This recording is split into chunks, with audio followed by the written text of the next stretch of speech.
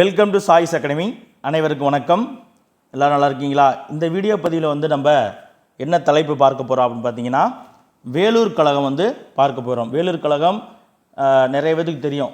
நம்ம வேலூரில் ஒரு பெரிய கோட்டை இருக்குது, வேலூர் கோட்டைன்னு. அங்கே நடைபெற்ற ஒரு கழகம் தான் வேலூர் கழகம். 1806ஆம் ஆண்டு நடைபெற்றது. அதாவது 4ஆம் மைசூர் போருக்கு பிறகு தமிழ்நாட்டில் இந்த கர்நாடக பகுதியோட நிலையெல்லாம் எப்படி இருந்துச்சு, இந்த தென்னிந்திய பகுதியில் எப்படி இருந்துச்சு ஒரு நிலை அப்படின்னு சொல்லி நம்ம ஸ்டார்டிங்கில் பார்த்துடலாமா? தென் தமிழகத்தில் பாளையக்காரர்கள் அனைவரையும் ஒடுக்குவதற்கு முன்பாகவே கிழக்கிந்திய கம்பெனி என்ன பண்ணுறாங்க, 1792 கர்நாடக உடன்படிக்கை அப்படின்னு சொல்லி ஒரு உடன்படிக்கை போட்டிருப்பாங்க. 1882 ஒன்று போட்டிருப்பாங்க, 92 ஒன்று போட்டிருப்பாங்க. இறுதியாக மருது சோதரர்கள் போருக்கு அப்புறம் 1801 போட்டு முடிச்சிருப்பாங்க. அப்போ 1792 திப்புவோடு ஏற்பட்ட போரின் முடிவில் என்ன நடந்திருக்கும் அப்படின்னா, இந்த போர் இருக்குங்க இல்லையா, 1792 போர், இது 3ஆம் மைசூர் போர். இந்த போரின் முடிவிலே அவங்க ஆங்கிலேயர்கள் சேலம் மற்றும் திண்டுக்கல் இந்த வருவாய் மாவட்டங்களை ஆங்கிலேயர்கள் வசப்படுத்தியிருப்பாங்க. அடுத்து பார்த்திங்கன்னா 4ஆம் மைசூர் போரான, அதாவது 1799 நடந்த ஆங்கிலேய 4வது சரிங்களா 4வது ஆங்கிலேய மைசூர் போரினுடைய முடிவில் கோயம்புத்தூரும் இணைக்கப்பட்டு, ஏன்னா கனரா, கோயம்புத்தூர், தாராபுரம் இந்த பகுதியெல்லாம் இணைக்கப்பட்டிருக்கும் சரிங்களா. அடுத்து பார்த்திங்கன்னா 1798 தஞ்சாவூரினுடைய அரசர் அந்த பகுதியினுடைய இறையாண்மை, அதாவது அந்த பகுதியினுடைய உரிமை, ஆட்சி உரிமையை ஆங்கிலேயருக்கு விட்டு கொடுத்துட்டு அந்த வருஷமே என்ன பண்ணுறாங்க, நான் இனிமேல் உங்களுக்கு வரி கொடுத்துட்றேன்ப்பா அப்படின்ற வரி கட்டக்கூடிய நிலைக்கு தள்ளப்பட்டிருப்பார். தஞ்சாவூரில் யார் இருந்திருப்பா, தஞ்சாவூரில் மராத்தியர்கள், தஞ்சை மராத்தியர்கள் இருந்திருப்பாங்க இல்லையா அவங்க. அடுத்து பார்த்திங்கன்னா இந்த தென்னிந்திய பகுதியில் வேறு என்னென்ன கழகங்கள்லாம் நடைபெற்றது அப்படின்னு பார்த்திங்கன்னா, கட்டபொம்மனுடைய எதிர்ப்பு எப்போ, 1799, மருது சோதருடைய எதிர்ப்பு 1801.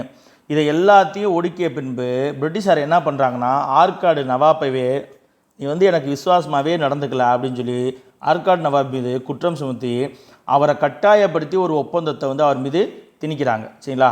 அதுதான் 1801 போடப்பட்ட கர்நாடக உடன்படிக்கை.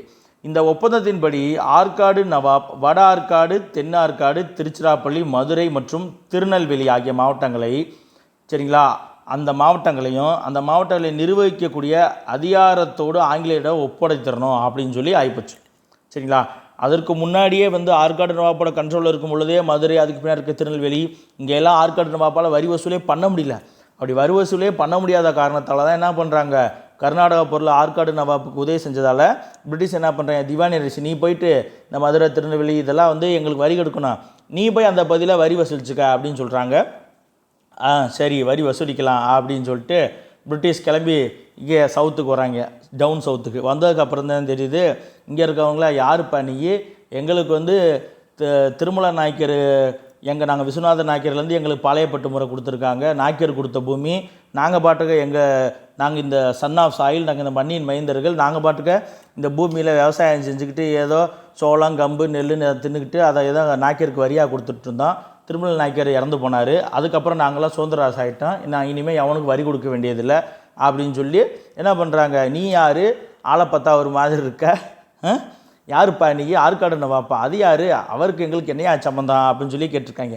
இதனால் என்ன பண்ணுறேன், பிரிட்டிஷ் ஆற்காடு நவாப்கிட்ட போய் என்னையா அங்கிட்டு நீ பாட்டுக்க வரி வசூலிக்கணும்னு சொன்னேன், அவங்க என்னடானா உனக்கு யாருன்னே தெரில, வரி தர மாட்டேன் அப்படிங்கிறாங்கன்ட்டு தான் என்ன பண்ணுறாங்க, ஆற்காடு நவாப்பு ஆங்கிலேயர்கள் எல்லாம் கூட்டணி போட்டு இங்கே கிளம்பி எப்போ 1755 கிளம்பி புலித்தேவர் கூட சண்டை, அதற்கப்புறம் கட்டபொம்மன் கூட சண்டை, அதற்கு முன்னாடி சிவகங்கையில் சண்டை போட்டு வேலுநாச்சியார் கூட சண்டை, மருதுசோர் கூட சண்டை அப்படின்னு சொல்லி ஒரு விஷயங்கள்லாம் நடந்துச்சு. இதெல்லாம் அந்த காலகட்டத்தில் நடந்துகிட்டு இருந்துச்சு சரிங்களா. சரி, அடுத்து நம்ம அப்படியே வேலூர் கழகத்துக்கு வரலாம். இப்படி தான் அந்த நிலைமை இருந்துச்சு. இதெல்லாம் எப்போ, 4ஆம் மைசூர் போர் அதுக்கு முன்னாடி நடந்தது. அதுக்கப்புறம் அந்த 4ஆம் மைசூர் போருக்கு அப்புறம் தான் இறுதியாக என்ன பண்ணுறாங்க, மருது சோதரர்களுடைய எதிர்ப்பு வருது 1801. அந்த காலகட்டத்தில் 1801 மருது சோதரர்களுடைய கழகமானது என்னது, அதாவது 2ஆம் பாளையக்காரர் புரட்சியானது ஒடுக்கப்படுது சரிங்களா. ஒடுக்கப்பட்டு மருது சோதரர்கள் திருப்பத்தூர் கோட்டையில் தூக்கிலிடப்பட்டு கொல்லப்படுறாங்க. அதற்கப்புறம் மருது சோதரர்கிட்ட வேலை பார்த்த படை வீரர்கள்லாம் இருப்பாங்கள்ல, அவங்களாம் பாளையப்பட்டு பூரா என்ன பண்ணுறாங்க, பிரிட்டிஷ் 1801 கர்நாடக உடன்படிக்கை மூலிமா கலைச்சி விட்டுறேன். என்ன ஆகுது, எல்லாரும் பொழப்பு பார்க்கணும்ல அப்படின்னு சொல்லி எல்லாம் அங்கிட்டு இங்கிட்டு எல்லாரும் வேலூர் கோட்டையில் பார்த்தா பிரிட்டிஷ் ஆர்மிக்கு ஆள் எடுக்கிறாங்க, மிலிட்ரி செலெக்ஷன். சரின்ட்டு எல்லோரும் இங்கே வந்து வேலூர் கோட்டையில் அவனுக்கு சண்டை போடுறதான் தெரியும் போது ஒரு சிலர் அங்கே போய்ட்டு பிரிட்டிஷ்காரங்கிட்ட வேலை பார்த்துட்ருக்காங்க. அங்கிட்டு பார்த்தா 4ஆம் மைசூர் போரில் திப்புவோட படை முழுசும் கலைஞ்சு போச்சு. அப்போ திப்புவினுடைய சொந்தக்காரங்க கிட்டத்தட்ட ஒரு 3000 பேர்த்தோட சொத்துக்களை பூரா பிரிட்டிஷ்காரங்க பிடிங்கிட்டு விரட்டி விட்டுறாங்க. அவங்களும் என்ன பண்ணுறாங்க, மைசூர்லேருந்து கிளம்பி வந்து வேலூர் பகுதியை அதை சுற்றி இருக்க வேலூர் கோட்டையை சுற்றி இருக்க பகுதியில் இருக்காங்க. இருந்தாலும் அவங்களுக்குள்ள வந்து இப்படி நம்முடைய மன்னர்களை தோக்கடிச்சுட்டு இப்படி பிரிட்டிஷ்காரன் ஆண்டுகிட்டு இருக்கானே, இவங்கெல்லாம் நம்ம என்ன செய்கிறது அப்படின்னு சொல்லிட்டு ஒரு நடைமுறை அப்படியே போயிட்டுருக்கு. ஒரு வெறுப்பு, இதெல்லாம் நம்ம என்னைக்கு மாற்ற போகிறோம் அப்படின்ற ஒரு விஷயம் போயிட்டுருக்கு. அது மட்டும் இல்லாமல் வேலூர் கோட்டையிலேயே வந்து திப்பு சுல்தானுடைய பிள்ளைங்க மகள் முதற்கொண்டு கைது செய்யப்பட்டு வேலூர் கோட்டையில் தான் அடைக்கப்பட்டிருப்பாங்க. திப்பு சுல்தானுடைய படையில் இருந்த சில வீரர்களும் இங்கே 2ஆம் பாளையக்காரர் கிளர்ச்சியில் ஈடுபட்ட படை வீரர்களும் வேலூர் கோட்டையில் இருந்திருப்பாங்க. அதனால் வந்து இந்திய படை வீரர்கள் கிளர்ச்சியாளர்கள்லாம் வந்து சந்தித்து கொள்ளக்கூடிய ஒரு முக்கியமான இடமாக இந்த வேலூர் கோட்டை இருந்துச்சு. சரிங்களா, இந்த வேலூர் கோட்டையில் இருந்தது இவங்க தான். சரிங்களா, இங்கே பாளையக்காரர் புரட்சியில் படைகள் கலைக்கப்பட்டு வெளிவந்து இங்கே விவசாயம் பண்ண முடியாமல் வந்தவங்க, அதே போல் மைசூர் போர்கள் மூலியமாக பாதிப்படைஞ்சு வந்தவங்க, திப்புனுடைய குடும்பத்தார்கள், ஆங்கிலேய படை வீரர்கள், சரிங்களா, அப்புறம் இந்திய சிப்பாய்கள், அதாவது இவங்களெல்லாம் சேர்ந்தால் இந்திய சிப்பாய்கள் தேர்ந்தெடுத்து வச்சுருப்பாங்க. 7 ரூபா சம்பளம்னு நினைக்கிறேன். 7 ரூபா சம்பளத்துக்குன்னு ஒரு வரலாற்று ஆசிரியர் சொல்லி நான் கேள்விப்பட்டிருக்கேன். சரிங்களா, 7 ரூபா சம்பளத்துக்கு படை வீரர்களை எடுத்து வச்சுருந்துருக்காங்க. இவங்கெல்லாம் வந்து இந்த வேலூர் கோட்டைக்குள்ளே இருக்கிறாங்க. அப்படி இருக்கும் பொழுதுமே வந்து பிரிட்டிஷ்காரன் என்ன பண்ணுறான், ஆங்கிலேயர்களுக்கு வந்து உயர் பதவி அதெல்லாம் தரமாட்டேன்ட்டான். இனப்பாரபட்சம் பார்க்குறேன். நீ you are black man, I am a white man அப்படின்னு சொல்லிட்டு இனப்பாரபட்சம் பார்க்குறான். அவங்களுக்கு வந்து ஒரு குறிப்பிட்ட லெவல் கிரேடுக்கு மேலே ரேங்க் தர மாட்டேங்கிறான். சரிங்களா, இப்படியெல்லாம் விஷயம் இருக்குது. அது மட்டும் இல்லாமல் அடுத்தடுத்த சில நடைமுறைகள் எல்லாமே அவங்க விதிமுறைகள், ஏன்னா பிரிட்டிஷ் ஆர்மிக்குள்ளே வந்துட்டா you should follow our rules அப்படின்னு சொல்லிட்டு அவன் ரூல்ஸ் போடுறேன், புதுசாக ரூல்ஸ் போடுறேன். அந்த ரூல்ஸ் எல்லாம் எப்படி இருக்குது அப்படின்னு பார்த்தீங்கன்னா, இவங்க வந்து இங்கே இந்தியாவில் மைசூர்லேருந்து பார்த்தீங்கன்னா முஸ்லீம்கள் வந்திருப்பாங்க. இங்கே தமிழ்நாட்டிலுமே முஸ்லீம்கள் இருந்தாங்க, பாண்டியர் காலத்துலேருந்தே இருந்திருக்காங்க. நம்ம மாலிக் கபூர் படையெடுப்பில் படிச்சிருக்கோம் இல்லையா. அதே போல் இந்த மருது சகோதரர்கள், இந்த பாளையக்காரர் கிளர்ச்சியிலேருந்து வந்தவங்களாம் இந்துக்கள். அவங்க கொண்டு வர ரூல்ஸ் எல்லாம் எப்படி இருக்குன்னு பார்த்திங்கன்னா, இவங்களுடைய சாதி மதம் அந்த சின்னங்களையெல்லாம் வந்து அணியக்கூடாது. அப்புறம் தாடி மீசையெல்லாம் முஸ்லீம்ஸ்லாம் வந்து தாடி வளர்த்துப்பாங்க. சில இந்துக்களுமே வந்து தாடி வளர்த்துருப்பாங்க. ஸோ அந்த தாடி மீசையெல்லாம் வந்து ஒரு இப்போ நம்ம ஃபார்மலில் வச்சுருக்கோம் இல்லையா, ஒரு போலீஸ் மேனாக ஒரு ஆர்மி மேனாக இப்படி க்ளீன் ஷேவ் பண்ணி நல்லா பக்காவாக இருக்கணும்னு சொல்லி அதுபோல் வந்து ஒரு ஒழுங்கு கொண்டு வரணும். அப்புறம் காதில் வந்து இந்த கடுக்கன் போடுறது, நெத்தியில் பொட்டு வைக்கிறது, இந்த மாதிரி விஷயங்கள்லாம் பண்ணக்கூடாது. இது போன்ற பல்வேறு விதமான இது கொண்டு வரான். அது மட்டும் இல்லாமல் படை வீரர்களுக்குன்னு ஒரு யூனிஃபார்ம் கொண்டு வரான். அந்த யூனிஃபார்மில் என்ன பண்ணுறான், ஒரு சிலுவை சின்னத்தை வைக்கிறான், தொப்பி வைக்கிறான், ஒரு தொப்பியை இன்ட்ரடியூஸ் பண்ணுறான், அக்னி தொப்பி அப்படின்னு சொல்லி ஒரு தொப்பியை இன்ட்ரடியூஸ் பண்ணுறான். அந்த தொப்பியில் வந்து ஒரு பேட்ஜ், அதாவது ஒரு குஞ்சம் இருக்குது, மிருகத்தோளால் செஞ்சால் ஒரு குஞ்சம் இருக்குது.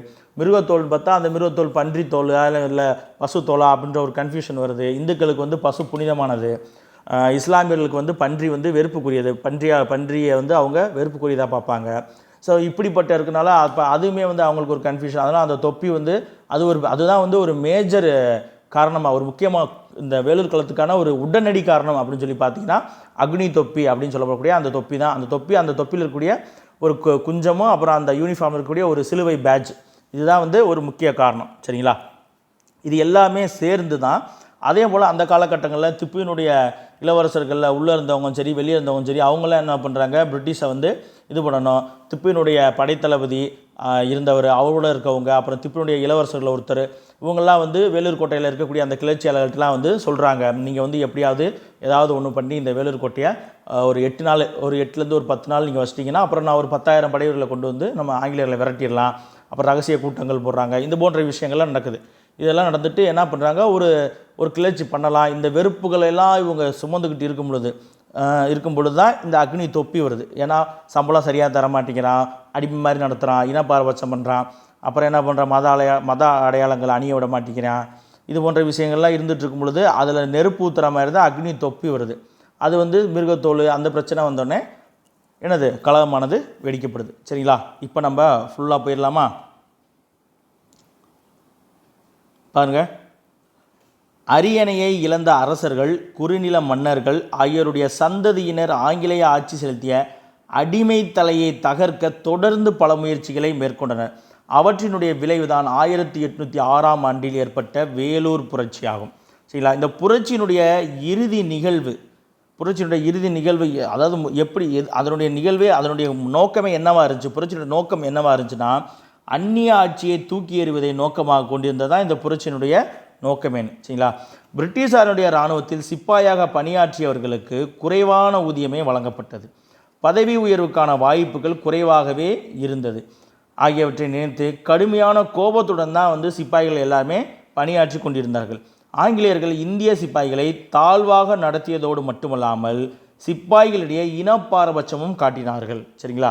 அடுத்து தங்களுடைய அதாவது சிப்பாய்களுடைய சமூக சமய நம்பிக்கைகளுக்கு ஆங்கிலேய அதிகாரிகள் குறைவான மதிப்பளித்தது மேலும் அவர்களுடைய கோபத்தை வலுப்படுத்தியதாக இருந்தது. அடுத்து பாருங்க, விவசாய பின்னணி கொண்ட வீரர்களுடைய வேளாண் சிக்கலும் அவர்களை மேலுமே சிரமப்படுத்தியது. சோதனை அடிப்படையில் நடைமுறைப்படுத்தப்பட்ட நிலக்குத்தகை முறையிலுமே ஒரு நிலையற்ற தன்மை இருந்துச்சு. இதனால் என்ன ஆகுதுன்னா 1805 ஒரு கடுமையான பஞ்சம் ஏற்பட்டது. இந்த பஞ்சத்தால் பல சிப்பாய்களுடைய குடும்பம் கடுமையான பொருளாதார நெருக்கடியை சந்திக்க வேண்டிய நிர்பந்தத்துக்கு உள்ளாக்கப்பட்டார்கள். சரிங்களா? மருது சகோதரருடைய கிளர்ச்சி ஒடுக்கப்பட்ட பின்னர் அவர்கள் வேலூரை மையமாக கொண்டு செயல்பட்டார்கள். அந்த கிளர்ச்சியாளர்கள்லாம் வேலூரை மையமாக கொண்டு செயல்பட்டார்கள். அதே போல தான் திப்புவினுடைய மகன்களும் அவரது குடும்பத்தினரும் வேலூர் கோட்டையில் சிறை வைக்கப்பட்ட வேளையில் தங்கள் அதிருப்தியை வெளிப்படுத்தக்கூடிய அந்த வாய்ப்பு கிளர்ச்சியாளர்களுக்கு கூடி வந்தது. அடுத்து 1806 3000க்கும் குறையாத, நான் சொன்னேன் இல்லையா, 1806 3000க்கும் குறையாத திப்புவினுடைய விசுவாசிகள் வேலூர் மற்றும் அதனுடைய சுற்று வட்டார பகுதிகள் எல்லாத்துலேயும் குடியேறி இருந்ததால் ஆங்கிலேய எதிர்ப்பு கூட்டமைப்பினுடைய அமைப்பாளர்களுக்கு தாங்கள் ரகசியமாக சந்தித்து நடவடிக்கைகளை தொடர்ந்து செய்வதற்காக ஈடுபாடு காட்டத் தொடங்கினாங்க. சரிங்களா? ஆங்கிலேயரால் பதவியோ சொத்தோ பறிக்கப்பட்டவர்கள், கொல்லப்பட்டவர்களுடைய உறவினர்கள் வறுமையினுடைய கோர பிடியில் சிக்கியிருந்தாங்க. சரிங்களா? இதனால் பாதிக்கப்பட்ட பலரை வேலூர் கோட்டையினுடைய படை முகாம் உள்ளடக்கியிருந்தது. இவர்கள் எல்லாரும் தான் இந்த வேலூர் கோட்டைக்குள்ளே இருந்தாங்க. இவ்வாறு வேலூர் கோட்டை என்னவா தென்னிந்தியாவின் புரட்சியாளர்கள் சந்தித்து கொள்ளக்கூடிய இடமாக ஆனது. ஏன்னா இங்கிட்டு மருது சகோதரர்லேருந்து உடஞ்சி போனே வந்திருக்கான், மைசூர் சுல்தான்லேருந்து உடஞ்சி போன வந்திருக்கான். இவங்கெல்லாம் வேலூர் கோட்டை முகாமில் இருந்தால அதுதான் கிளர்ச்சியாளர்கள் சந்தித்து கொள்ளக்கூடிய ஒரு இம்பார்ட்டன்ட் மீட்டிங் பாயிண்டாக இருந்திருக்கு. வேலூருக்கு இடம்பெயர்ந்தவர்களும் கோட்டையில் அடிக்கடி தீவிரமாக கலந்து ஆலோசித்தனர். அவர்களில் திப்பு மான்களுடைய பிரதிநிதிகளுமே பங்கேற்றுட்டு இருந்தாங்க. அந்த கூட்டம்லாம் போட்டாங்களே, அதில் திப்புவினுடைய மகன்களுடைய பிரதிநிதிகளுமே இருந்திருப்பாங்க.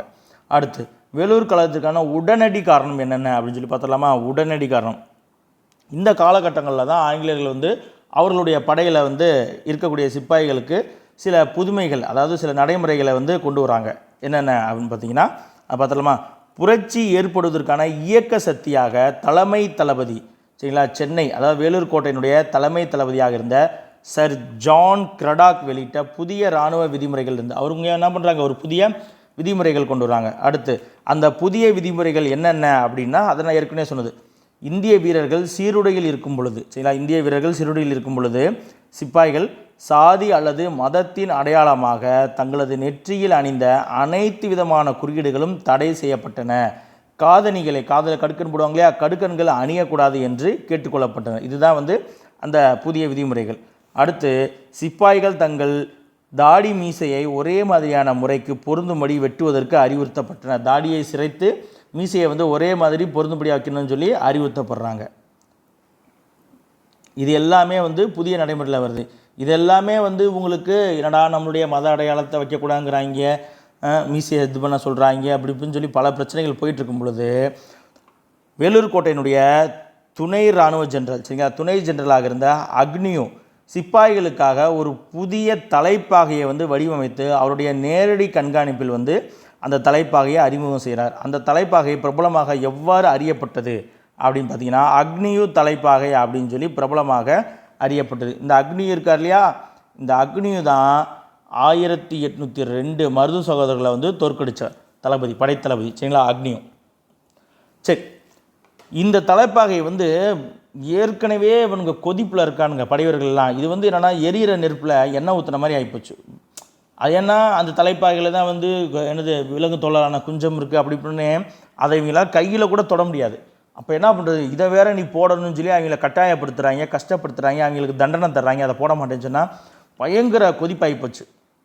அதுக்கான ரீசன் சொல்லிக்காங்க. இந்தியர்களுடைய பார்வையில் இந்த தலைப்பாகையில் இடம்பெற்றிருந்த அருவருக்கத்தக்கது என்ன அப்படின்னு பார்த்தீங்கன்னா, அதன் மீது இருந்த ரிப்பன் மற்றும் குஞ்சம், அதாவது பேட்ஜ் அப்படின்னு சொல்லுவாங்களே, அது மிருகத்தோளால் செய்யப்பட்டிருந்தது. சரிங்களா, பன்றித்தோல் முஸ்லீம்களுக்கு வெறுப்போடும் வெறுப்பான பொருளாகவும், இந்துக்கள் வந்து பசு தொழில் செய்யப்பட்ட எந்த பொருளையுமே வந்து என்னது விளக்கணும் அப்படின்ற ஒரு கருத்தோடு இருந்தவங்க தான்.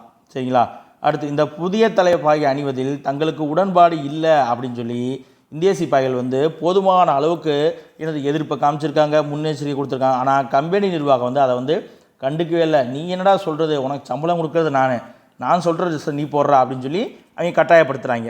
இந்த மாற்றங்களுக்கான எதிர்ப்பை வந்து இந்தியர்களிடையே இன்னும் அதிகரிக்க செய்யக்கூடிய வகையில் சிப்பாய்கள் அணியும் சீருடையில முன்பக்கத்தில் சிலுவை வந்து பொறிக்கப்பட்டிருக்கு. உடனே என்ன பண்ணிட்டேன், நம்மளெல்லாம் மதம் மாத்திரேன் அப்படின்னு சொல்லிட்டு அவங்க கடுப்பாயிட்டாங்க. சரிங்களா? ஏற்கனவே அது வந்து லோயர் ஸ்டாண்டர்ட் ஹையர் ஸ்டாண்டர்ட் சொல்லி ரெண்டுமே இருக்கும். ஸோ ரிப்பீட்டட் பாயிண்ட்ஸ் வரலாம். மீசை, ஜாதி அடையாளங்கள், கடுக்கன் ஆகியவை தொடர்பான உத்தரவு இதெல்லாம் வந்து அவங்க எப்படி நியாயப்படுத்துகிறாங்க, இதெல்லாம் வந்து இவனுங்க எங்களுக்கு பிடிக்கலை, நாங்கள் வந்து யூஸ் பண்ண மாட்டோம்னு சொல்லி அப்போஸ் பண்ணும் பொழுது பிரிட்டிஷ் வந்து இதை எப்படி நியாயப்படுத்துகிறாங்கன்னா, இந்த மீசை, ஜாதி அடையாளங்கள், கடுக்கன் தொடர்பான உத்தரவு வந்து இந்து முஸ்லீம் ஆகிய இரு சமயங்களைச் சேர்ந்த சிப்பாய்களுடைய சமய வழக்கங்களை மீறுவதாக இருந்தாலும், இந்த அடையாளங்களை வெளிப்படுத்துதல் வந்து இந்த உத்தரவுக்கு முன்பு முறையான உத்தரவால் வந்து தடை செய்யப்படாமல் இருந்தாலும், ஒரு அணிவகுப்பில் இவ்வாறு தோன்றும்படி எந்த விதமான ஒழுங்குபடுத்தப்பட்ட படையிலுமே கிடையாது. அதனால் நம்ம இதை வந்து இன்ட்ரடியூஸ் பண்ணுறோம். சரிங்களா? இதற்கு முன்னாடி வந்து எந்த விதமான படையிலுமே இப்படி ஒழுங்குபடுத்தப்பட்ட ஒரு அணிவகுப்பு இல்லை, நம்ம அப்படி பண்ணுறோம் அப்படின்னு சொல்லி அதனால் நம்ம வந்து நாங்கள் புதுசாக இன்ட்ரடியூஸ் பண்ணுறோம்னு சொல்லி அவங்க சொல்கிறானுங்க, நியாயப்படுத்துகிறானுங்க. அவங்க செய்யக்கூடியது, பிரிட்டிஷ் செய்யக்கூடியதா என்னது, இவ்வாறு ஒழுங்குபடுத்தப்பட்ட எவ்வாறு எந்த ஒரு, சரிங்களா, அதாவது பாருங்கள், அணிவகுப்பில் இவ்வாறு தோன்றும்படி எந்த ஒரு ஒழுங்குபடுத்தப்பட்ட படையிலும் வழக்கத்தில் இருந்ததில்லை என்று இந்த மாற்றங்களுக்கு நியாயம் கற்பிக்கப்பட்டது. இதுக்கு முன்னாடி யாருமே செஞ்சதில்லை, நம்ம செஞ்சால் யூனிக்காக இருப்போம் அப்படின்னு பிரிட்டிஷ் சொல்கிறான். சரி, இதெல்லாம் கடுப்பாயிருச்சு. ரொம்ப கொதிப்பானது அக்னி தொப்பி. அடுத்து வந்து பார்த்திங்கன்னா கலகம் தொடங்குது. எப்படின்னு பாருங்கள். முதல் எதிர்ப்பு, சரிங்களா, வேலூர் கழகத்தினுடைய முதல் எதிர்ப்பு 1806 மே மாதத்தில் வந்து நிகழ்ந்தது. வேலூரில் இருந்த 4ஆம் ரெஜிமெண்ட்டின் 2வது படைப்பிரிவு வீரர்கள் புதிய தலைப்பாகிய அணிய மறுத்தனர். சரிங்களா? 1806 மே மாதம் வேலூர் படைப்பிரிவில் இருக்கக்கூடிய ஒரு ரெஜிமெண்ட், ஒவ்வொரு ரெஜிமெண்ட்டாக பிரிச்சிருப்பாங்க. சரிங்களா? ஒவ்வொரு ரெஜிமெண்ட்டாக பிரிச்சிருப்பாங்க படைப்பிரிவா. அப்போ 4வது ரெஜிமெண்ட்டினுடைய 2வது படைப்பிரிவு வீரர்கள் எல்லோரும் என்ன சொல்கிறாங்க, ஒன்று சேர்ந்து நாங்கள் இந்த தலைப்பாகை அணிய மாட்டோம் அப்படிங்கிறாங்க. இந்த பிரச்சனை வந்து அந்த 4ஆம் ரெஜிமெண்ட்டினுடைய படை முகாம் இருக்குல்லையா, அதனுடைய தளபதியாக இருந்தவர் யார், கர்னல் பான்கோட். இவர் தான் வந்து வேலூர் களத்தில் முதல் பலியாவார். சரிங்களா? இந்த 4வது படைப்பிரிவினுடைய முகாமினுடைய தளபதியாக இருந்த கர்னல் பான்கோட்டுக்கு கொண்டு போய் சொல்கிறாங்க, இப்படிலாம் போட மாட்டேங்கிறாங்க, 4வது ரெஜிமெண்ட் நம்ம ரெஜிமெண்ட்டோட 2வது படைப்பிரிவு வீரர்கள் வந்து அணிய மாட்டேங்கிறாங்க. சரிங்களா? அவர் என்ன பண்ணுறாரு, இந்த எழுச்சியாளர்களை வந்து உடனிருந்து கண்காணிக்கும்படி என்ன சொல்கிறார், 19ஆம் குதிரை படைப்பிரிவிற்கு உத்தரவிடுறார். 19ஆம் குதிரை படை வீரர்களுக்கு உத்தரவிடுறார். அடுத்து வந்து பார்த்தீங்கன்னா அணிய மாட்டம் சொன்னாங்க இல்லையா, அவர்கள் மீதான விசாரணைக்குமே வந்து உத்தரவிடப்படுகிறது.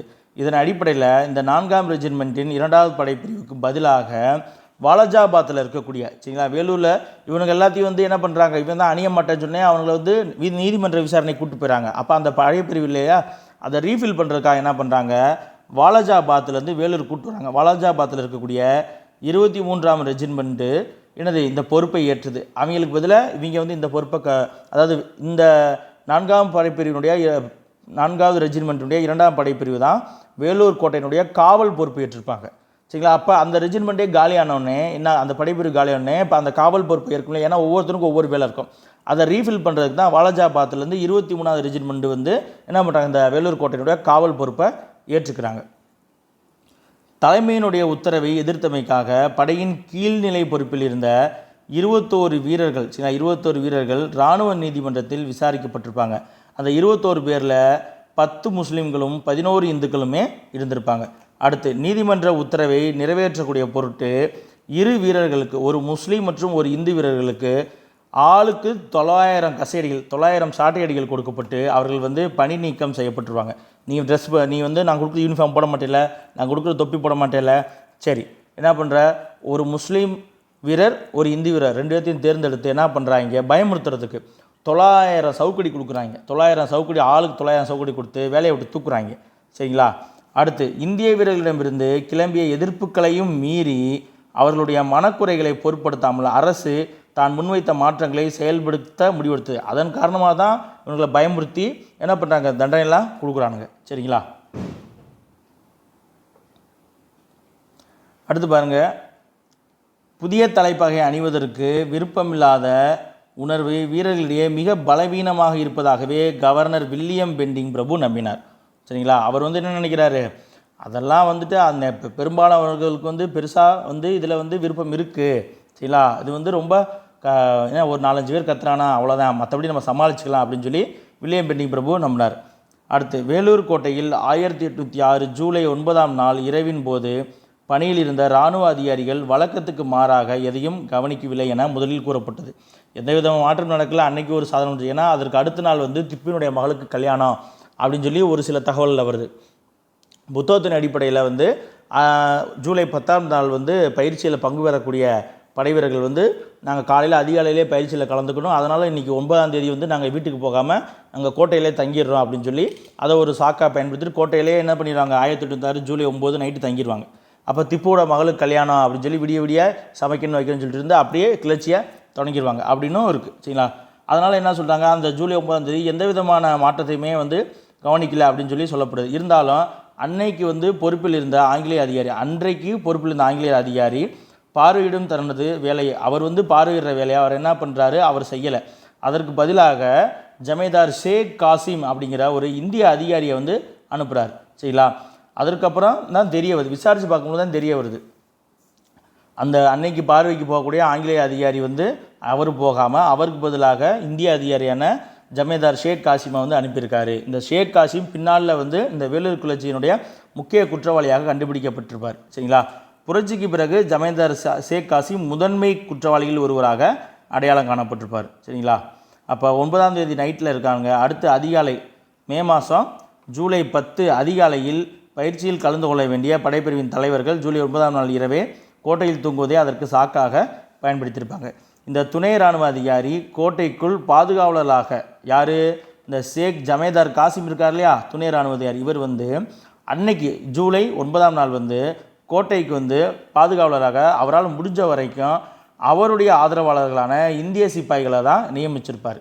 ஏன்னா ஆங்கிலேயர்கள் யாராவது வந்துட்டாலோ இல்லை வேறு யாரோ அவருக்கு ஆதரவாக இல்லாத வேறு யாரையோ போட்டாலோ விஷயம் தெரிஞ்சு போயிடும் இல்லையா, அதனால். அப்போ வேலூர் புரட்சியில் முக்கிய பங்கு வைத்ததாக கருதப்படுபவர் யார் அப்படின்னு பார்த்தீங்கன்னா ஜமாலுதீன் அப்படின்னு சொல்லப்படக்கூடிய ஒருவர். இந்த ஜமாலுதீன் யார் அப்படின்னு பார்த்தீங்கன்னா திப்புவினுடைய குடும்பத்தைச் சேர்ந்த 12 இளவரசர்களில் இவரும் ஒருவர். இந்த ஜமாலுதீன் தான் வேலூரில் இருக்கக்கூடிய அதிகாரிகள்கிட்ட, இந்திய அதிகாரிகள்கிட்ட என்ன சொல்கிறாருன்னா, அதிகாரிகள் வீரர்கள்ட்டையும் ரகசிய பேச்சுவார்த்தைகள் போது என்ன சொல்கிறாங்க, வேலூர் கோட்டையை வந்து 8 நாட்கள் வந்து தாங்கள் கட்டுப்பாட்டில் வைத்திருந்தால் அதற்குள்ளே வந்து நான் 10,000 ஆதரவாளர்களை மைசூர்லேருந்து உதவிக்கு கொண்டு வந்துடுவேன் அப்படின்னு சொல்லியிருப்பார். அதனால் அதெல்லாம் நம்பி என்ன பண்ணுறாங்க, 9ஆம் தேதி என்ன பண்ணுறாங்க, எல்லாரும் கோட்டையிலே தங்கிடுறாங்க. ஷேக் ஜமாலுதீன் காசிம் தான் அன்றைக்கி அவர் மேற்பார்வையிடுறார். அதனால் கோட்டை பாதுகாப்புக்கு என்ன பண்ணுறாரு, முடிஞ்ச அளவுக்கு அவருடைய ஆதரவாளர்களையே போடுறாரு. எல்லாமே ஓரளவுக்கு ரெடி பண்ணிட்டாங்க. புரட்சி என்ன நடக்குது, எப்படி நடக்குதுன்னா ஜூலை 10ஆம் நாள் விடியற் காலை கிட்டத்தட்ட ஒரு 2 மணி இருக்கும் இல்லையா, அப்போ அந்த 2 மணிக்கு 1வது மற்றும் 23வது படைப்பிரிவைச் சேர்ந்த இந்திய சிப்பாய்கள் கழகத்தை துவக்கினார். யார் இந்த 23வது வாலாஜாபாத்லேருந்து கொண்டு வந்தாங்களே அந்த 23வது படைப்பிரிவை சேர்ந்த சிப்பாய்கள் தான் கழகத்தை வந்து தூங்குறாங்க. சரிங்களா? வேலூர் கோட்டையில் ஜூலை 10ஆம் நாள் காலை 2 மணிக்கு வேலூர் கோட்டையினுடைய முதன்மை பாதுகாப்பு தளத்தில் இருந்த காவலாளிகிட்ட இருந்து கர்னல் பெயர்சி அப்படிங்கிற ஒரு அதிகாரிக்கு ஒரு செய்தி வருது. என்ன அப்படின்னா, படை வீரர்களுடைய குடியிருப்பில் துப்பாக்கி சத்தம் கேட்டுச்சு அப்படின்னு சொல்லி சத்தம் கேட்குது. இந்த சத்தத்தை கேட்டு பெயர்சி என்ன பண்ணுறாரு, பதில் நடவடிக்கை எடுக்கிறதுக்குள்ளேயே சிப்பாய்கள், இந்திய சிப்பாய்கள் எல்லாருமே வந்து எல்லா தாக்குதலும் ஈடுபட்டாங்க. ஐரோப்பியருடைய குடியிருப்பு, ஐரோப்பிய படை வீரர்களுடைய குடியிருப்பு எல்லாத்துலேயுமே போய்ட்டு தாக்குதல் நடத்த ஆரம்பிச்சிட்டாங்க. அது மட்டும் இல்லாமல் வெடிமருந்து கிடங்க கட்டுப்பாட்டுக்குள்ளே கொண்டு வர ஆரம்பிச்சிட்டாங்க. ஐரோப்பிய குடியிருப்புலேருந்து யார் யாரெல்லாம் வெளியே வர்றாங்களோ அங்கேயே இருந்து வெளியே வர எல்லாத்தையும் சுடுறதுக்கு ஒரு படைப்பிரிவை நிப்பாட்டிட்டாங்க. இது வந்து இன்னொரு விஷயம் அவங்களுக்கு என்ன ஒரு ப்ளஸ்ஸாக அமைஞ்சுன்னா, மே மாதம் வந்து நமக்கே தெரியும், மே மாதம் வந்து சம்மர். அப்போ அந்த கோடை கால வெயிலில் என்ன பண்ணுறாங்க, வெக்கையாக இருக்கும், காற்று வரணுங்கிறதுக்காக ஐரோப்பிய அதிகாரிகள்லாம் ஜன்னல் எல்லாம் திறந்து விட்டு அவங்க பாட்டு படுத்து தூங்கியிருக்காங்க. இவங்க ஈஸியாக ஜன்னல் வழியாக டப்புன்னு எல்லாத்தையும் சுட ஆரம்பிச்சிட்டாங்க. சரிங்களா? அப்படி கிளர்ச்சியாளர்களுடைய துப்பாக்கி குண்டுக்கு முதல் பலியானது அந்த 23வது படைப்பிரிவைச் சேர்ந்த அந்த படைப்பிரிவினுடைய தளபதியாக இருந்த பான்கோட் அவர்கள் தான். சரிங்களா? ஏன்னா அவர் வந்து அந்த வாலாஜாபாத்லேருந்து அந்த படைப்பிரிவு வந்தோடனே இப்போ அவர் அதுக்கு படைப்பிரிவு ஆயிடுவார், தலைவர் ஆயிடுவார்ல, இருக்கிற இந்த இதை ரீப்ளேஸ் பண்ணோடனே அவர் தான். சரிங்களா? அடுத்து பாருங்கள்,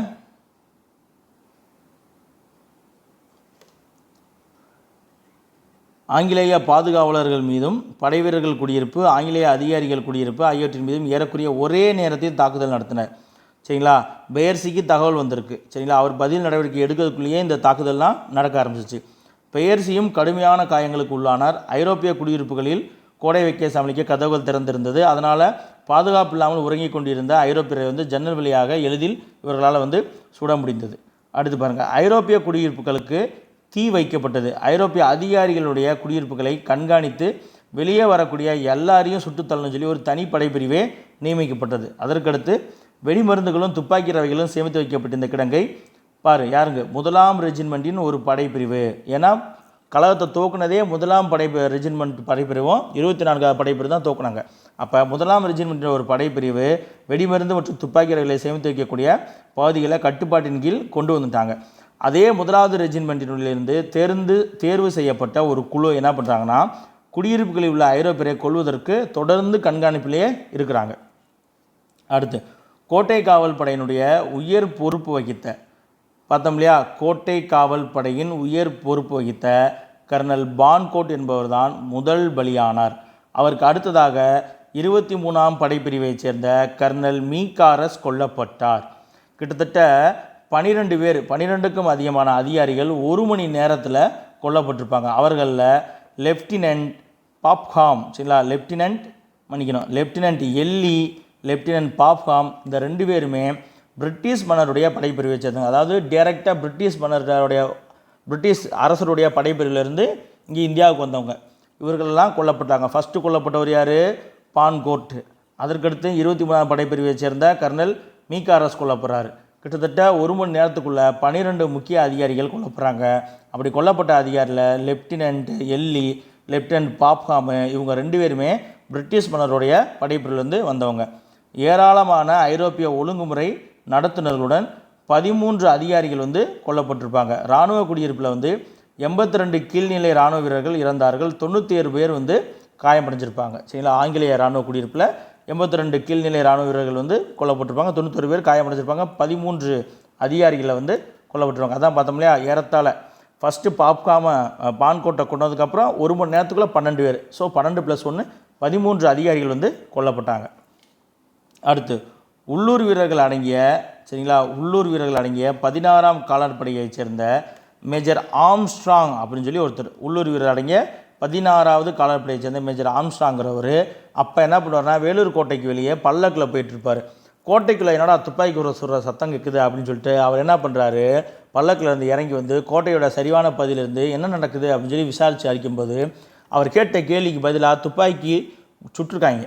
சரிங்களா, பல்லக்கில் சென்று கொண்டிருந்தவர் சரிவான பகுதிக்கு சென்று விசாரித்தார். அதற்கு பதில் போல பாதுகாப்பு அறையில் இருந்து சரமாரியாக ஒலித்த குண்டுமலை உடனடியாக மேஜர் ஆம்ஸ்ட்ராங்குடைய உயிரை பறித்தது. சரிங்களா, அப்போது வேலூர் கோட்டைக்கு வெளியே இருந்த மேஜர் கூட்ஸ் அப்படிங்கிறவர், இவர் ஒரு முக்கியமான ஆள்.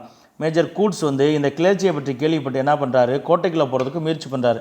அவரால் வேலூர் கோட்டைக்குள்ளே போக முடியல. ஏன்னா அவங்க என்ன பண்ணுறாங்க, கோட்டை கதவெல்லாம் மூடிட்டானுங்க. டப்னு மூடிட்டு திப்பு சுல்தானுடைய புலிக்கொடியை ஏற்றிட்டு ஆங்கிலேய கொடியை இறக்கிடுறாங்க. அதே போல் என்ன பண்ணுறாங்க, திப்பு சுல்தானுடைய மூத்த மகனான ஃபதே ஹைதரை தங்களுடைய அடுத்த மன்னராக, புதிய மன்னராக அறிவிச்சிட்றாங்க. சரிங்களா, இப்போ மேஜர் கூட்ஸால் வேலூர் கோட்டைக்குள்ளே போக முடியல. உள்ளே போக முடியலன்னு அவர் என்ன பண்ணுறாரு, அங்கேருந்து 25 கிலோமீட்டர் தொலைவில் இருக்கக்கூடிய ஆர்காட்டில் ஒரு படை முகாம் இருக்குது. சரிங்களா, ஆர்காட்டில் குதிரைப்படை முகாமுக்கு பொறுப்பு வகித்த கர்னல் கில்லஸ்பிக்கு ஒரு கடிதத்தை எழுதி அந்த கடிதத்தை கேப்டன் ஸ்டீவன்சன் அப்படிங்கிற மூலியமாக கொடுத்து அனுப்புகிறாரு.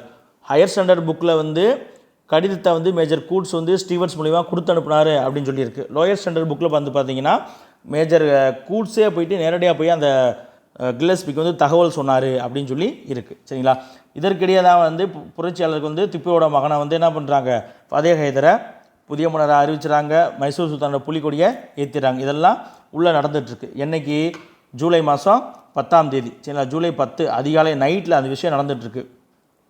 காலையில் 6 மணிக்கு, சரிங்களா, காலையில் 6 மணிக்கு மேஜர் கூட்ஸ் கொடுத்து அனுப்பிய கடிதம் ஆற்காடு குதிரைப்படை முகாமில் இருக்கக்கூடிய கர்னல் கில்லஸ்பிக்கு போகுது. ஆற்காடுலேருந்து வேலூர் கிட்டத்தட்ட 25 கிலோமீட்டர்.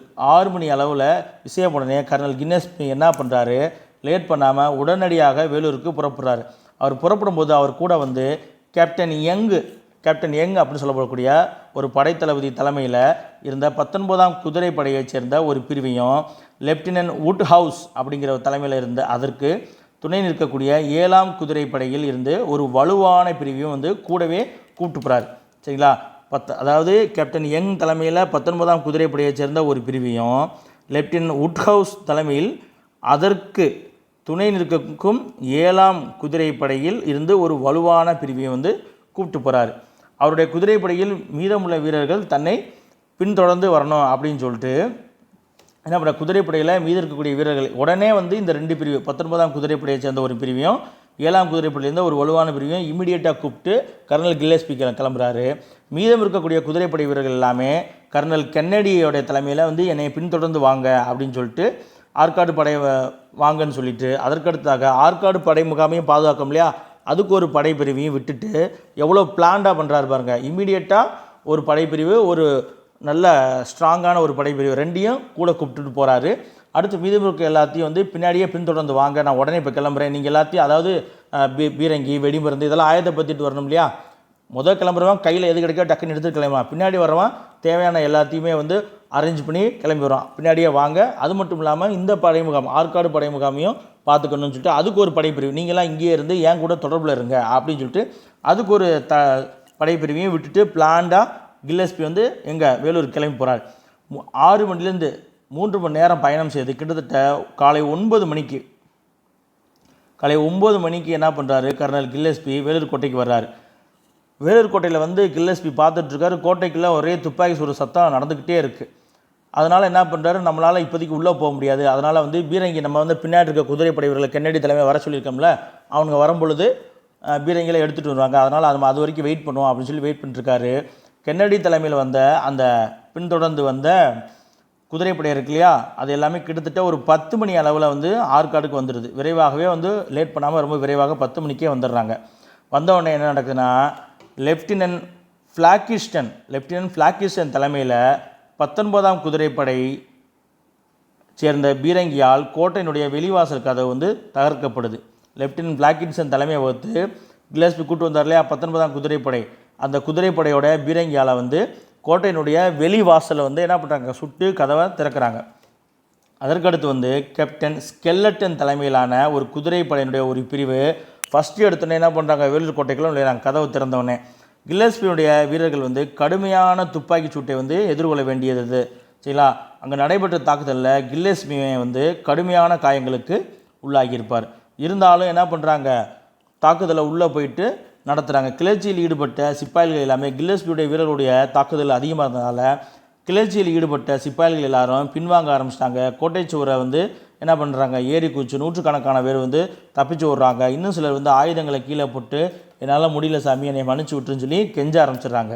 அடுத்து வந்து பார்த்திங்கன்னா கில்லஸ்பியோடைய அனைத்து குதிரைப்படை பிரிவுகள் அனைத்துமே வந்து அணிவகுப்பு மைதானத்தில் வந்து ஒன்று கூடி கோட்டையினுடைய திட்டிவாசல் அப்படின்னு சொல்கிறாங்க. திட்டிவாசல்னால் ஒரு குறுகலான பாதை, அந்த குறுகலான பாதை வழியாக தப்பிச்சு போன எல்லாரையும் துரத்தி போய் பிடிக்கிறதுக்கு அப்படின்னு சொல்லி முடிவெடுக்கிறாங்க. தப்பி ஓடி போன சிப்பாய்கள் எல்லாத்தையும் பிடிக்கிறதுக்காக சில உள்ளூர் குதிரைக்காரர்களுடன் வந்து ஒரு குதிரைப்படை பிரிவும் வந்து கிளம்பி போகுது. சரிங்களா, கோட்டையினுடைய அனைத்து கட்டிடங்களிலுமே வேலூர் கோட்டையினுடைய அனைத்து கட்டிட பகுதியிலுமே தேடுதல் வேட்டை நடத்தப்பட்டு அங்கு மறைந்திருந்த ஒளிந்திருந்த கிளர்ச்சியாளர்கள் எல்லாருமே ஈவு இறக்கமின்றி சுட்டுக் கொல்லப்பட்டாங்க. கிட்டத்தட்ட 800 பேர் வந்து 800 வீரர்கள் வந்து பிணமாக மீட்கப்பட்டாங்க அப்படின்னு சொல்லப்படுது.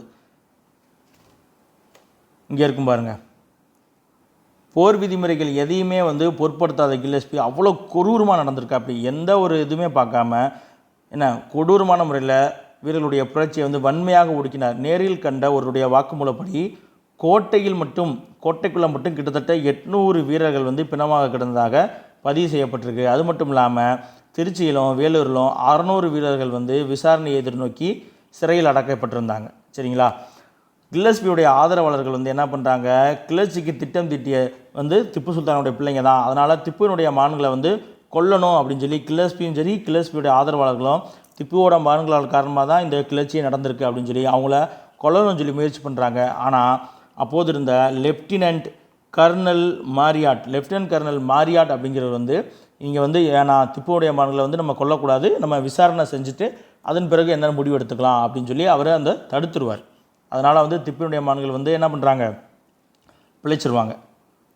அடுத்து பாருங்கள், இப்படி கடுமையான முறையில் கில்லஸ்பி நடந்து கொண்டு வீரர்கள் எல்லாத்தையும் சுட்டு கொன்று துரத்தி பிடிச்சு அவர்களையும் கொன்று வேலூரில் வந்து அமைதி வந்து ஏற்படுத்தப்பட்டது. இந்த வேலூர் களத்தில் வந்து மொத்தம் ஆங்கிலேய அதிகாரிகள் மொத்தம் ஆங்கிலேய 113 ஐரோப்பியர்கள் மற்றும் சுமார் 350 சிப்பாய்கள் வந்து கொல்லப்பட்டிருப்பாங்க. அடுத்து வந்து பார்த்திங்கன்னா குறுகிய காலத்திற்குள் இந்த கலகமானது அடக்கப்பட்டது. கிட்டத்தட்ட 15 நிமிடத்திற்குள் வந்து கில்லஸ்பி இந்த வேலூர் கழகத்தை வந்து அடக்கிட்டதா சொல்கிறாங்க. சரிங்களா, இருந்தாலும் இது வந்து தமிழக வரலாற்றில் வந்து ஒரு குறிப்பிடத்தக்க நிகழ்வாக இருக்குது. சரிங்களா, வேலூர் கோட்டையை 15 நிமிடங்களுக்குள் ஆங்கிலேயருடைய கட்டுக்குள் கொண்டு வந்ததாக கூறப்படுகிறது.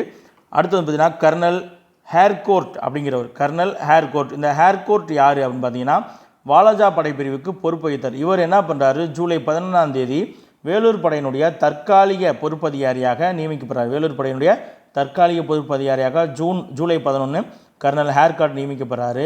இந்த கர்னல் ஹேர்கார்ட்டு ஜூலை 13ஆம் தேதி என்ன பண்ணுறார், தற்காலிகமாக இருந்தவர் படை முகாமினுடைய பொறுப்பாளராக, நிரந்தர பொறுப்பாளராக பதவியேற்று என்ன பண்ணுறாருன்னா இராணுவ சட்ட ஆட்சியை வந்து வேலூரில் வந்து அமல்படுத்துகிறார். இந்த வேலூர் கழகம் இவ்வளோ சிறப்பாக இவ்வளோ குறுகிய காலத்தில் அடக்கப்பட்டதுக்கு காரணமாக என்ன சொல்லப்படுது அப்படின்னு பார்த்தீங்கன்னா கில்லஸ்பியினுடைய விரைவான சிறந்த திட்டமிடலுடன் கூடிய நடவடிக்கை தான் கோட்டையை சில நாட்கள் கூட சொல்லக்கூடாது, சில மணி நேரத்திற்குள் கைப்பற்றி அது மட்டும் இல்லாமல் அடுத்ததாக மைசூரில் இருந்து வரவிருந்த 50,000 வீரர்களுடைய ஆதரவை பெறுவதற்கு திட்டமிட்ட புரட்சியாளர்களுடைய கூட்டணிக்கு முற்றுப்புள்ளி வைத்ததாக கருதப்படுகிறது. சரிங்களா, இப்படி தான் வேலூர் கிளர்ச்சி நடைபெற்றது. ஜூலை 9ஆம் தேதி நள்ளிரவில் பிளான் பண்ணுறாங்க. 1வது படைப்பிரிவு 21ஆம் படைப்பிரிவு அதிகாலையில் வந்து தாக்குதல் நடத்துகிறாங்க. முதல் பலி பான்கோட்டு, அதுக்கப்புறம் 23ஆம் படைப்பிரிவை சேர்ந்த மீகாரஸ் கொல்லப்படுறாரு. அதற்கப்புறம் கிட்டத்தட்ட 1 மணி நேரத்துக்குள்ள 12 ஆங்கில அதிகாரிகள் கொல்லப்படுறாங்க. அதில் கர்னல் எல்லி, கர்னல் பாப்காம் 2 பேருமே பிரிட்டிஷ் படைப்பிரிவை சேர்ந்தவங்க. அடுத்து என்ன பண்ணுறாங்க, கோட்டை கதவெல்லாம் மூடிட்டு ஃபதே ஹைதரை வந்து என்ன பண்ணுறாங்க, ஆட்சியாளரை அறிவிக்கிறாங்க. திப்பினுடைய புலிக்கொடி ஏற்றப்படுகிறது. வெளியே இருந்த ஆம்ஸ்ட்ராங் வந்து பல்லக்கிலேருந்து வந்து என்னடா நடக்குதுன்னு கேட்க வந்தவரை சுட்டு கொண்டு போடுறாங்க. அடுத்து வந்து பார்த்தீங்கன்னா சர் கூட் என்ன பண்ணுறாரு, அயர்கூட் கிடையாங்க, கூட்ஸ். அயர்கூட் வந்து வந்தவாசி போரில் வருவார். அதுக்கப்புறம் 2ஆம் மைசூர் போரில் வருவார். இவர் வந்து கூட்ஸ் என்ன பண்ணுறாரு, கடிதம் மூலயமா இங்கே ஆற்காட்டில் இருக்கக்கூடிய கில்லஸ்பிக்கு வந்து தகவல் தர்றாரு. கில்லஸ்பி வர்றாரு. வந்தோடனே அதற்கு பின்னாடியே வந்து கென்னடி தலைமையிலான படை வருது, பீரங்கி படை வருது. வந்தோடனே சுடுறாங்க, உள்ளே போகிறாங்க. உள்ளே போனே 15 நிமிஷத்தில் என்ன பண்ணுறாங்க, கிளர்ச்சியாளர்கள் எல்லாத்தையும் சுட்டு கொண்டு வேலூரில் அமைதியானது கொண்டு வரப்படுகிறது. சரிங்களா, சரி, போரினுடைய கிளர்ச்சியினுடைய பின்விளைவுகள் பார்த்துடலாமா. வேலூர் கழகத்தினுடைய பின்விளைவுகள்: நீதிமன்ற விசாரணைக்கு பிறகு குற்றவாளிகள் என்று நிரூபிக்கப்பட்ட 6 நபர்கள், சரிங்களா, குற்றவாளிகள் என்று நிரூபிக்கப்பட்ட 6 நபர்கள் பீரங்கியில் கட்டிய நிலையில் சுடப்பட்டும், 5 நபர்கள் துப்பாக்கியால் சுடப்பட்டும், 8 நபர்கள் தூக்கில் போடப்பட்டும் கொல்லப்பட்டார்கள். அடுத்து விசாரணை குழுவின் கூற்றுப்படி மைசூரினுடைய இளவரசர்கள், அதாவது திப்புவினுடைய மான்கள் கிளர்ச்சிக்கு உடந்தையாக இருந்தார்கள் அப்படிங்கிறது நிரூபிக்கப்படலை. அதனால் அவர்கள் என்ன பண்ணுறாங்கன்னா, வேலூர் கோட்டையில் இருந்தாங்கன்னா மேலும் பிரச்சனைகள் வரும் அப்படிங்கிறனால திப்புவினுடைய மான்களை வந்து கல்கத்தாவுக்கு அனுப்பி வச்சுருவாங்க. அடுத்து கலவரத்தை அடக்குவதில் ஈடுபட்ட அதிகாரிகளுக்கு பரிசும் பதவி உயர்வுகளும் ஆங்கில கிழக்கிந்திய கம்பெனியால் வழங்கப்பட்டது. அப்படி பார்த்தீங்கன்னா கர்னல் கில்லஸ்பிக்கு அப்போது 7,000 பக்கோடாக்கள் வந்து வெகுமதியாக வழங்கப்பட்டது. சரிங்களா, அளிக்கப்பட்டது. இந்த லீவ் வந்திருக்கணும், அளிக்கப்பட்டது. இருந்தாலும் இந்த கிளர்ச்சி நடக்கிறதுக்கு காரணமாக இருந்த இந்த குளறுபடிக்கெல்லாம் காரணம்னு சொல்லி அப்போது இருந்த வேலூர் கோட்டையினுடைய தலைமை தளபதியான ஜான் கிரடாக்கும் உதவி தளபதியாக இருந்த அக்னியுவும் சென்னை மாகாணத்துடைய ஆளுநராக இருந்த வில்லியம் காவண்டிஸ் பெண்டிங், முழு பேர் வந்து வில்லியம் பெண்டிங் பிரபுவும் புரட்சி நடக்கிறதுக்கு காரணமானவங்க. ஏன்னா இவங்க கொண்டு வந்த புதிய நடைமுறைகள் கிளர்ச்சி நடக்க போதுங்கிற விஷயத்தை, ஏன்னா எப்போ பார்த்தாலும் கிளர்ச்சி நடந்துக்கிட்டே இருந்துச்சுன்னா அதன் காரணமாக வந்து பொருளாதார இழப்பீடு, உயிரிழப்பு இதெல்லாம் ஏற்படும். அப்போ வந்து அவங்களால வந்து நிர்வாகம் பண்ண முடியாது. அதனால் என்ன பண்ணுறாங்க, ஸோ இவங்களே திரும்பி இருந்தால் இவங்க தான் இந்த பிரச்சனை நடக்கிறதுக்கு காரணம், ரீசன் சொல்லிட்டு அவங்க எல்லாத்தையும் என்ன பண்ணுறாங்க, பணி நீக்கம் செய்கிறாங்க, டிஸ்மிஸ் பண்ணுறாங்க. டிஸ்மிஸ் பண்ணது மட்டும் இல்லாமல் நீங்கள் 3 பேர்த்தையுமே வாங்கப்பா இங்கிலாந்துக்கே வந்துடுங்க, நீங்கள் இந்தியாவில் இருந்தது போதும் ஜாமின்னு சொல்லிட்டு இங்கிலாந்துக்கே ஆங்கில கிழக்கிந்திய கம்பெனி அழைத்து கொண்டதுக்கப்புறம் வேறு என்ன சீர்திருத்தம் பண்ணுறாங்கன்னா, புதிய இராணுவ விதிமுறைகள் எல்லாத்தையுமே வந்து நீக்கம் பண்ணுறாங்க, திரும்ப பண்ணிடுறாங்க. சரிங்களா, படை வீரர்கள் வந்து எதிர்ப்பு தெரிவித்த அருவருப்பான மாற்றங்கள் எல்லாமே திரும்ப பெற்றுக்கொள்ளப்பட்டது. சரிங்களா, வேலூர் கழகத்தினுடைய தாக்கம் வந்து வேலூரோடு நிறுந்திராமல் ஹைதராபாத்து, வாலஜாபாத்து, பெங்களூரு, நந்திதுர்கா, பாளையங்கோட்டை, பெல்லாரி, சங்ககிரி துர்க்கம் இந்த இடங்கள் எல்லாத்துலேயுமே அந்த வேலூர் கழகத்தினுடைய தாக்கமானது பரவி இருந்துச்சு. அடுத்து இந்த வேலூர் கழகத்தின் பற்றிய மதிப்பீடு பார்த்துடலாமா? வேலூர் கழகத்தினுடைய கிளர்ச்சியாளர்களுக்கு வெளியில் இருந்து உடனடியாக எந்த ஒரு உதவியுமே கிடைக்கல. ஏன்னா ஜமாலுதீன் என்ன சொல்கிறாரு, 8 நாள் நீங்கள் வேலூர் கோட்டையை கண்ட்ரோல் வைங்க, நான் 10,000 வீரர்களை கூட்டு வரேங்கிறாரு. உடனடியாக எந்த ஒரு இதுவும் கிடைக்கல. ஏன்னா பிரிட்டிஷாருக்கு பாருங்கள், நைட்டு வந்து அவன் நைட்டு விஷயத்தை பார்க்க 2 மணிக்கு தொடங்குறாங்க கழகத்தை, 4 மணி நேரத்துக்குள்ளே, சரிங்களா, 4 மணி நேரத்துக்குள்ளே 6 மணிக்கெல்லாம் கில்லஸ்பிக்கு செய்தி போயிடுச்சு. கில்லஸ்பிக்கு செய்தி போனோன்னே 7 மணி நேரத்துக்குள்ளே 3 மணி நேரத்தில் பயணப்பட்டு கழகம் தொடங்கிய 7 மணி நேரத்துக்குள்ளே, சரிங்களா, 9 மணிக்கெல்லாம் வந்து கில்லஸ்பி இங்கே வந்துடுறாரு. அடுத்து வந்து பார்த்திங்கன்னா 8 மணி நேரத்துக்குள்ளேயே கோட்டையை உடச்சிட்றாங்க. கோட்டையை உடச்சி உள்ளே போயிடுறாங்க. 15 நிமிஷத்துக்குள்ளே கழகத்தையே மொத்தமாக ஒடுக்கிடுறாங்க. சரிங்களா, அதனால் பிரிட்டிஷாருக்கு அவ்வளோ சீக்கிரம் ஒரு வழி நடத்தக்கூடிய ஒரு படைத்தளபதி இருந்தாங்க. நல்ல ப்ரீ பிளானிங் பண்ணிட்டு ஒரு சம்பவம் நடக்குதுன்னே டக்குன்னு நீ வா கூட வா, நீ பின்னாடி கிளம்பி வா, எல்லாத்தையும் எடுத்துக்கிட்டு நீ இங்கேருந்து பாதுகாத்துக்க அப்படின்னு சொல்லிட்டு டக்குன்னு கில்லஸ்பி பிளான் பண்ணிட்டு வெளியே வராரு. வந்தவொடனே வர்றாங்க. அடுத்து பீரங்கி, வலுவான வெடிமருந்து கொண்ட பீரங்கி வருது. போன்ற ஆயுத பலம் இருந்துச்சு, வழி நடத்தக்கூடிய படைத்தலைமை இருந்துச்சு. அதனால் வந்து அவர்களால் வந்து மிக எளிதாக இந்த வேலூர் கழகத்தை வந்து அடக்க முடிஞ்சுச்சு. சரிங்களா, இப்போ பாருங்கள், இந்திய படை வீரர்களை வழி நடத்த சரியான தலைமையிலே, இன்னும் சொல்லப்போனால் சொல்லுவாங்க பழைய புத்தகத்தில், திட்டமிட்ட நேரத்திலேயே வந்து, அதாவது அதிகாலையில் வந்து இவங்க புரட்சியை தொடங்கலாம், ஜூலை 10 அதிகாலையில் தொடங்கலாம்னும் போது நள்ளிரவு 2 மணிக்கே, அதுவுமே ஒரு அதிகாலை தான், வெரி ஃபைன் மார்னிங், 2 மணிக்கே வந்து இவங்க கழகத்தை தொடங்கிடுவாங்க. சரிங்களா, அதனால் வந்து இந்த கழகம் வந்து மிகச்சரியாக வடிவமைக்கப்படலை. அதாவது கழகம் நம்ம தொடங்குறோம்னா இமிடியேட்டாக நமக்கு ஹெல்ப் கிடைக்கணும். 8 நாள் கழிச்சு தான் ஹெல்ப் கிடைக்குங்கிற மாதிரினா அப்போ கழகத்தை தொடங்கிருக்கக்கூடாது. அப்போ நீங்கள் படைப்பிரிவெல்லாம் பக்கத்தில் கொண்டு வாங்க, அது வரைக்கும் வெயிட் பண்ணுறோம், இந்த போன்ற விஷயங்கள்லாம் செஞ்சுருக்கணும். இதெல்லாம் வந்து இந்திய சிப்பாய்கள் வந்து செய்ய தவறிட்டாங்க.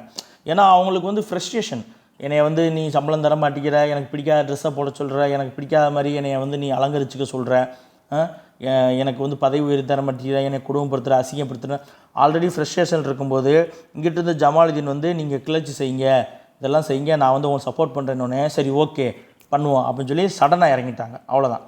அடுத்து பாருங்கள், சமீப கால ஆய்வுகளின் வழியாக இப்போ நடந்த ஆய்வுகள் நம்ம தெரிஞ்சு கொள்வது என்ன அப்படின்னு பார்த்தீங்கன்னா, இந்த வேலூர் புரட்சிக்கான ஏற்பாடுகளை எல்லாம் 23ஆம் படைப்பிரிவின் 2வது பட்டாளத்தைச் சேர்ந்த சுபேதார்களான ஷேக் ஆடம், ஷேக் ஹமீது, சரிங்களா, இவங்க 2 பேரும் ஜமேதாரான ஷேக் ஹுசைனும் 1ஆம் படைப்பிரிவின் 1ஆம் பட்டாளத்தைச் சேர்ந்த 2 சுபேதார்கள் மற்றும் ஜமேதார் ஷேக் காசிமும் மிகச்சிறப்பாக செய்திருந்ததாக தெரிகிறது.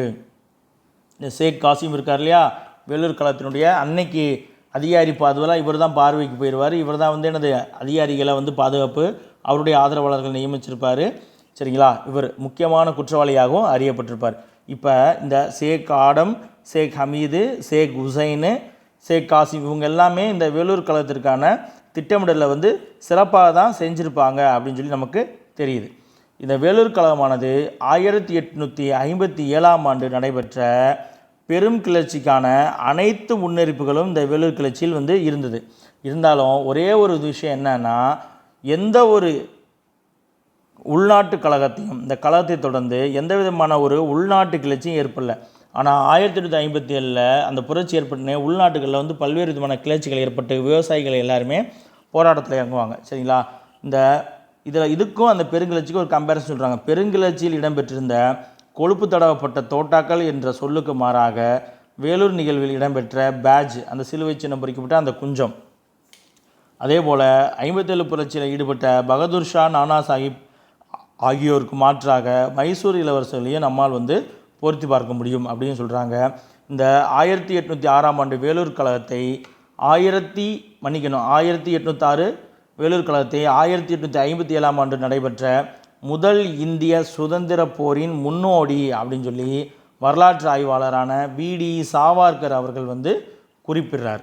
இது ஒரு முக்கியமான பாயிண்ட். இவர் தான் வந்து அபினவ பாரத் சங்கம், வி.டி. சாவர்கர் தான் அபினவ பாரத் சங்கம் அப்படின்ற ஒரு அமைப்பை, ரகசிய அமைப்பை தொடங்கியிருப்பார். இந்துக்கள் நாங்களாகவே ஒரு தனி தேசியமாக உள்ளோம், தனி நாடாக உள்ளோம் அப்படின்னு சொல்லி அறிவிச்சிருப்பார். சரிங்களா,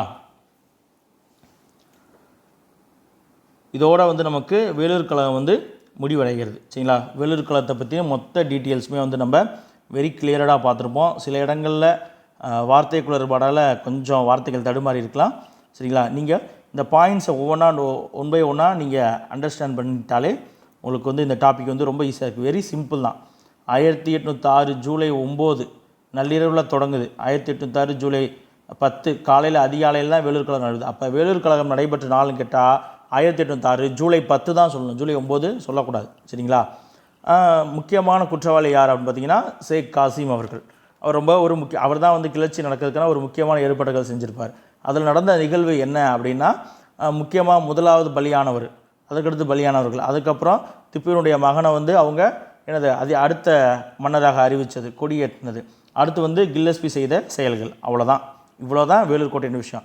அதற்கு முன்னாடியே வந்து இந்த வேலூர் கோட்டையில் யார் யாரெல்லாம் இருந்தாங்க அப்படிங்கிற ஒரு செய்தியுமே வந்து நம்ம பார்த்துருப்போம். யார் யாரெல்லாம் வேலூர் கோட்டைக்குள்ளே இருந்தாங்க, வேலூர் கோட்டையில் வந்து அவங்களுக்குலாம் என்ன மாதிரியான பிரச்சனைகள் இருந்துச்சு, இந்த வேலூர் கழகம் நடக்கிறதுக்கான உடனடியான காரணம் என்ன, அந்த பேட்ஜ், அக்னி தொப்பி, கொழுப்பு தடவப்பட்ட அந்த பேட்ஜ், இந்த விஷயம். அடுத்துக்கடுத்து அதற்கான திப்பு சுல்தான்களுடைய பிரதிநிதிகள்லாம் வந்து ஜமாலுதீன் எல்லாம் வந்து கிளர்ச்சியாளர்கள்ட்ட பேசி அவர்களுக்கெல்லாம் வந்து ஒரு உத்வேகம் கொடுத்தது. அப்புறம் என்ன பண்ணுறாங்க, பிளான் பண்ணி ஜூலை 10ஆம் நாள் இறங்குறாங்க. சரிங்களா? இதுக்கு இடையில வந்து பார்த்திங்கன்னா இந்த தொப்பி அணிய மாட்டோம்னு சொல்லிட்டு ஒரு படைப்பிரிவு எதிர்ப்பு தெரிவிக்கிறாங்க. அவங்களுக்கான விசாரணைகள் நடக்குது, அவங்களுக்கான தண்டனைகள் கொடுக்கப்படுது. அவங்களுக்கு பதிலாக வாலாஜாபாத்லேருந்து 23ஆம் படைப்பிரிவை கொண்டு வர்றாங்க.